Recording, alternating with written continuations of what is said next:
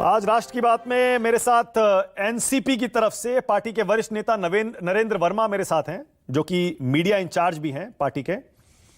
मेरे साथ कांग्रेस से अखिलेश प्रताप सिंह आ गए, बीजेपी से के शर्मा को आप देख पा रहे हैं, शिवसेना से आनंद दुबे जुड़ेंगे और यहां स्टूडियो में हर्षवर्धन त्रिपाठी आ गए हैं, वरिष्ठ पत्रकार हैं, राजनीतिक विश्लेषक। आप सभी का स्वागत। नरेंद्र भाई, बहुत अटकलें लग रही हैं, थोड़ा सा स्थिति साफ करिए। ये बाजार समिति चुनाव में, एपीएमसी के चुनाव में नरेंद्र भाई, एनसीपी ने बीजेपी से गठबंधन किया है, इसका क्या मतलब समझा जाए? मानक जी, मैं आपको पहले स्पष्ट कर दूं, आपने पहले जिक्र किया कि नागालैंड में हाल ही में जो चुनाव संपन्न हुए थे विधानसभा के, उसमें एनसीपी ने वहां पर बीजेपी को सपोर्ट किया। मैं वहां का प्रभारी हूं पिछले 10 सालों से और अभूतपूर्व हमें वहां सफलता मिली। इस बार हम लड़े 12 ठिकानों पे, 7 जगह हमारे एमएलए चुनकर आए, 5 पे हम दूसरे क्रमांक पे रहे। हमारी विधायक दल की बैठक हुई और उसमें यह निर्णय लिया गया लार्जर इंटरेस्ट, यानी कि नागालैंड का लार्जर इंटरेस्ट में, कि हमने वहां के मुख्यमंत्री जो एनडीपीपी के अध्यक्ष भी है, एन रियो, जिनके हमारे पुराने ताल्लुकात हैं, हमने उनसे मिलकर, जब वो नागा पीपल्स फ्रंट के अध्यक्ष थे, जो आज के मुख्यमंत्री है रियो, उनके साथ हमने मिलकर कई चुनाव लड़े हैं, हमने उनको सपोर्ट किया है। हमारा बीजेपी से वहां से कोई लेना देना नहीं। एक रही बात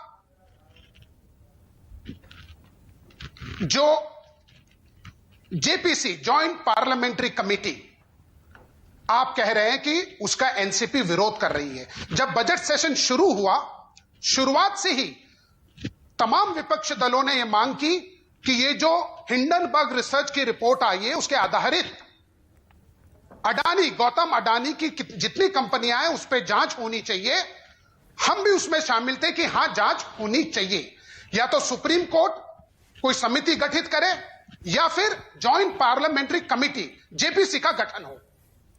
लेकिन उसके बाद आप देखिए, जब बजट सेशन, जो इतना अहम सेशन रहता है, पूरे देश का बजट वर्ष का वित्तीय ढांचा रखा जाता है, देर शाम तक, रात तक उस पर भाषण होते हैं, चर्चा होती है, पहला सेशन उसके भेंट चढ़ गया। और दूसरे, आप देखिए, 31 जनवरी से लेकर 13 फरवरी तक पहला सेशन बजट का चला। 17 को सुप्रीम कोर्ट ने समिति गठित की, एक एक्सपर्ट्स की समिति, 2 महीने का समय दिया कि 2 महीने में इसकी रिपोर्ट आनी चाहिए। आज देश को सुप्रीम कोर्ट पे भरोसा है। जेपीसी की बात करते हैं, जेपीसी में कई बार शरद पवार खुद सदस्य रह चुके हैं, कई बार उन्होंने उस समिति की अध्यक्षता की है। उसको कितना सीरियसली लिया जाता है, लोगों के सामने, देश के सामने सच्चाई अडानी के संदर्भ में आएगी या नहीं आएगी, आज इस देश की जो सर्वोच्च न्यायालय है, सुप्रीम कोर्ट, उसकी रिपोर्ट में ज्यादा भरोसा है बतौर जेपीसी। और जेपीसी को लेकर आप अगर बजट सेशन 17 फरवरी को कमेटी सुप्रीम कोर्ट ने बना दी, उसके बाद आप दूसरा सेशन जो 13 मार्च को शुरू हुआ, जो 6 अप्रैल तक चला, पूरा बजट सेशन, अहम बजट सेशन स्वाहा, यानी कि उसकी भेंट चढ़ गया। 15 मिनट में बजट पास हुआ इस देश का, सिर्फ 15 मिनट में। शरद पवार जी का यह कहना था, एनसीपी का यह कहना है कि इस वक्त देश जो परिस्थितियों से गुजर रहा है, फिर वो बेरोजगारी हो, महंगाई हो, अपने किसान, खड़ी फसल इस वक्त बेवक्त बारिश, ओलों से खराब हो रही है, उस पर चर्चा हो, उसमें कोई नतीजा बाहर आए। 1-1 मिनट का लाखों रुपए खर्च होता है बजट सेशन, यानी कि पार्लियामेंट के सेशन का, तो वो इस तरह से भेंट नहीं चढ़ना चाहिए। और रही बात गठबंधन, एमपीएससी की बात कर रहे हैं, हाँ। मार्केट, आप गठबंधन की बात कर रहे हैं, ये स्थानिक लेवल पे जो समीकरण बनते हैं, फिर वो बाजार समिति हो या कई बार पंचायत स्तर पे हो, जो कि पार्टी स्तर पर चुनाव नहीं होते, उस वक्त वो स्थानिक परिस्थितियों को देखकर ये निर्णय लिए जाते हैं। इसका अर्थ ये नहीं है कि एनसीपी पूरे विपक्ष के साथ खड़ी है, कांग्रेस के साथ खड़ी है, कांग्रेस म्हणजे गठबंधन बिखरा नहीं है और गठबंधन को एक मंच पे लाने पे समय समय पे शरद पवार जी, जिन्होंने 55 साल अपने जीवन के इलेक्टिव पॉलिटिक्स में दिया है, उन्होंने समय समय पर like minded people, secular party एक मंच पर आए ताकि हम बीजेपी का मुकाबला कर सकें। ओके नरेंद्र भाई, ओके ऑल राइट। एक तो ये जो आपने एपीएमसी चुनाव के लिए गठबंधन की दलील दी, इस पर नाना पटोले बड़े नाराज हैं। मेरा कहना नहीं है, नाना पटोले कह रहे हैं कि एक, मैं पूछूंगा ऐसा क्यों किया है एनसीपी ने, बीजेपी के साथ गठबंधन कर लिया, और दो, वो कह रहे हैं जेपीसी का विरोध करना एमवीए के सिद्धांतों से बगावत है।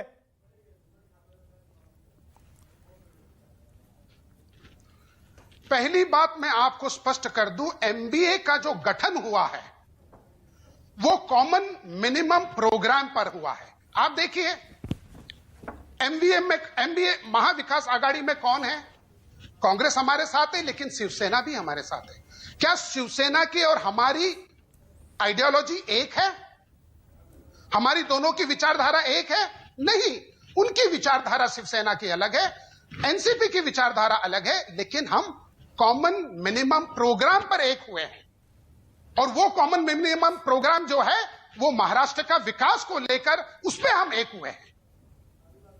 अब रही बात नाना पटोले की नाराजगी की, ऐसा है समय समय पर जब भी ऐसी परिस्थिति निर्माण होती है तो आदरणीय शरद पवार जी, आदरणीय सोनिया जी, इन्होंने मिलकर, जब पार्टियां बड़ी स्तर पर, राष्ट्रीय स्तर पर बात होती है, बीच में छोटे छोटे जो अवरोध आते हैं वो हमारे शीर्ष नेता आपस में बात करके, ठीक है, ओके नरेंद्र जी, एक काम करते हैं, बाकी सवाल बाद में। मैं थोड़ा सा आपसे एक चाह रहा हूं कि क्योंकि आप मीडिया इंचार्ज भी हैं, पार्टी के बड़े नेता चेहरा भी हैं, आप जो कहेंगे वो पार्टी की ऑफिशियल लाइन होगी।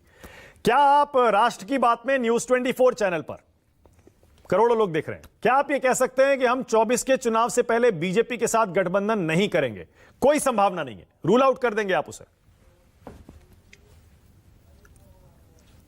देखिए, मैं आपको स्पष्ट कर दूं, एनसीपी का जन्म कब हुआ? एनसीपी का जन्म हुआ 1999 में। 1999 में फॉरेन ओरिजिन को लेकर, फॉरेन ओरिजिन की उस वक्त रोम और राम चल रहा था, तो वर्किंग कमेटी में आदरणीय सोनिया जी ने रखा कि ये रोम और राम जो लेकर आए हैं बीजेपी वाले, इसका उत्तर कैसे दिया जाए। वर्किंग कमेटी के ज्येष्ठ नेताओं ने उस वक्त, कांग्रेस, जब एनसीपी का जन्म नहीं हुआ था, उस वक्त सबने अपने अपने विचार रखे। आदरणीय पवार साहब ने कहा मैं लिखित तौर पे मैम आपको इसका उत्तर दूंगा।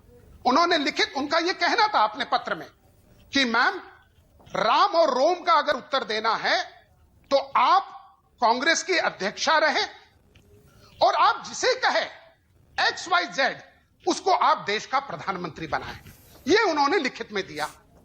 उस वक्त पवार साहब को पार्टी से यानी एक्सपेल कर दिया गया था, निक्षातित कर दिया गया था।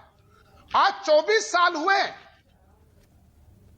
एनसीपी कभी समय समय पर यह बातें मार्केट में आई, राजनीतिक गलियारियों में आई कि आज ने तो कल एनसीपी बीजेपी के साथ चले जाएगी, आज ने तो कल एनसीपी बीजेपी के साथ चले जाएगी।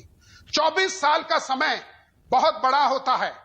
आज तक अपना अस्तित्व एनडी तिवारी, यूपी के कद्दावर नेता, कांग्रेस छोड़ के गए। एक मिनट अर्जुन सिंह जी, नरेंद्र वर्मा, एक सेकंड नरेंद्र जी, एक सेकंड। 24 साल हो गए सर, 24 साल में मैं आपको 10 घटनाएं बता देता हूं। अभी जब आप बीजेपी के करीब गए हैं, 10 घटनाएं बता देता हूं 24 साल में 10। 2014 में बीजेपी की सरकार विधानसभा में किसने बचाई थी बताइए? क्या एनसीपी ने नहीं बचाई थी? हाथ उठाकर आपके सारे विधायकों ने सरकार नहीं बचाई थी बीजेपी की? हाँ, यहां मैं आपको थोड़ा करेक्ट कर दूं। आपने शुरुआती ओपनिंग में आपने कहा, मैं थोड़ा सा करेक्शन करना चाहूं। 2014 में जो विधानसभा, महाराष्ट्र के विधानसभा चुनाव हुए, उसमें बीजेपी और शिवसेना अलग लड़ी और कांग्रेस और एनसीपी भी अलग लड़ी। बीजेपी शिवसेना एक साथ नहीं लड़ी थी, अलग लड़ी। और उसके बाद हंग असेंबली आई, हंग असेंबली, और हंग असेंबली में वापस चुनाव में नहीं जाया जाए, क्योंकि एक चुनाव करोड़ों रुपए का खर्च कराता है इलेक्शन कमीशन द्वारा, और उसका बोझा जो है, उसका जो लोड है, वो आम जनता पे ना पड़े, उसको मद्देनजर रखते हुए हमने अनकंडीशनल बाहर से सपोर्ट बीजेपी को किया था। नेक्स्ट पॉइंट ये है मेरा, आपने मेरे सवाल का जवाब ही नहीं दिया। मैंने पूछा आप सीधे सीधे रूल आउट कर दीजिए 24 के चुनाव से पहले बीजेपी के साथ नहीं जाएंगे। आप मुझे इतिहास बताने लगे नरेंद्र जी। एक कह दीजिए, एक लाइन कहना है आपको, एक लाइन कह दीजिए कि कोई चांस नहीं है। आपने मुझे टोका। देखिए, मैं आपको स्पष्ट कर दूं, मैं वो सब जो उदाहरण आपको दिए, 99 के एनडी तिवारी, अर्जुन सिंह वापस गए कांग्रेस में, हमने हमारा अस्तित्व टिका के रखा। यूपीए में हम घटक दल रहे कांग्रेस के। कहने का तात्पर्य, हमारी जो विचारधारा है वो सेकुलर विचारधारा। अरे सर, शिवसेना के आने के बाद कहां सेक्युलर, आप इन चक्करों में कहां पड़ रहे हैं? बीजेपी पीडीपी के साथ जा सकती है, शिवसेना एमवीए में आ सकती है, कोई विचारधारा की बात मत करिए सर। आजकल गठबंधन विचारधारा पर नहीं होते हैं, और मैं किसी एक पार्टी के लिए नहीं कह रहा हूं, सारी पार्टी के लिए कह रहा हूं। और दूसरी बात, सर रुकिए ना, ये हम गलत, एक सेकंड मैं उस डिबेट में नहीं जा रहा हूं। नरेंद्र जी एक सेकंड प्लीज, मैं चाहता हूं मुद्दे पर रहें। आपने कहा हमारा इतिहास ये कहता है हम बीजेपी के साथ। मैं दूसरी बात कह रहा हूं, हाल के बरसों में, और ये हाल के बयान, अजीत पवार के बयान, सावरकर हो, ईवीएम हो, पीएम की डिग्री हो, जेपीसी हो, अदानी हो, और अदानी पर सिर्फ जेपीसी का विरोध नहीं किया है आपने बाकायदा शरद पवार जी ने अदानी की तारीफ की है। देश में उनका योगदान देखिए। इसलिए मैं कह रहा हूं कि आप कह रहे थे कॉमन मिनिमम प्रोग्राम पर एमवीए बना था। सर, एमवीए में अगर इतने सारे मुद्दे बाहर हो गए कॉमन मिनिमम प्रोग्राम से, तो बचा क्या फिर? मैं एक एक सवाल का जवाब दे दूं आपके, टू द पॉइंट। आपने कहा अडानी, यानी कि हमने। सर रुकिए ना एक सेकंड, नरेंद्र जी, बाकी लोग भी हैं डिबेट में। मैं बस आपसे एक लाइन सुनना चाह रहा हूं, बीजेपी के साथ नहीं जाएंगे, बस एक लाइन। मेरा उसका उत्तर यही है, शरद पवार जी ने अपना पूरा पॉलिटिकल जीवन 55 साल उन्होंने like minded party, secular party को एक मंच पे लाकर फिरका फरस्तों के खिलाफ लड़ने का उनका हमेशा उन्होंने ये रखा, और आज देश का विकास वो आगे रखते हैं। देश की आज की परिस्थिति जो है, महंगाई, बेरोजगारी और किसानों के, ठीक है, मैं समझ गया। प्रधान देश है ये। सबसे बड़े नेता है किसान के शरद पवार। Okay, alright. सबसे बड़े नेता आजादी के बाद पहली बार जब वो कृषि मंत्री थे, उन्होंने 68,000। नरेंद्र जी एक सेकंड देखिए, क्लोजिंग कमेंट, क्योंकि आप इसे मैंने शुरू किया था और शरद पवार पर ही पूरी डिबेट है। नरेंद्र वर्मा बोलिए। शुक्रिया मानक जी, आपके 25 मिनट से मैं आपको सुन रहा हूं, और आपने कुछ दिग्गज नेताओं का नाम लिया, जैसा अटल जी का आपने कहा ना, तारीफ करने से आपने कुछ कंक्लूजन निकालने की कोशिश की है। जब भूकंप आया था गुजरात में 2000 की शुरुआत में, अटल जी प्रधानमंत्री थे। उस वक्त शरद पवार जी को भेजा गया था कि उस भूकंप, क्योंकि किल्लारी को उन्होंने बराबर, महाराष्ट्र की किल्लारी में जब भूकंप आया था तो शरद पवार जी को भेजा। दूसरा, प्रधानमंत्री जी, आदरणीय प्रधानमंत्री जी, कि शरद पवार इस देश के इंडियन मेट्रोलॉजिकल डिपार्टमेंट है, यानी उनको मौसम जैसे पता कर लेता है कि बरसात होगी, सूखा पड़ेगा कि ओले पड़ेंगे। शरद पवार पॉलिटिकली इस देश में क्या, मैं आपको तारीफ की बात बताऊं, लेकिन हम 24 साल में बीजेपी के साथ नहीं गए। अब गुलाम नबी आजाद की तारीफ की आदरणीय प्रधानमंत्री जी ने लोकसभा में, भावुक हो गए। क्या गुलाम नबी जी आजाद, ये तर्क लगाया जा रहा था कि उनको राज्यसभा में बीजेपी ले लेगी या वो बीजेपी में चले जाएंगे, उन्होंने जम्मू कश्मीर में अपना अलग पक्ष बनाया।